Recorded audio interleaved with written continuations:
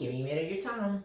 Snap, crackle, pop. Well, those type of symptoms usually don't come with a joint space like this. However, snap, crackle, pop is typically seen with an ugly joint space like this. This is severe degeneration to the knee joint. What happens over time is that the meniscus, the cartilage tissue, thins out, and you get that friction of your femur bone against the tibia bone itself.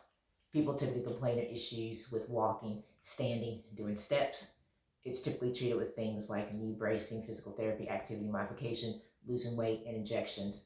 Speaking of injections, regenerative medicine therapy is so superior, and I love it because it has the capability of growing the meniscal tissue back into the joint space, and that eliminates that snap, pop, cracking, allows patients to have their quality of life back.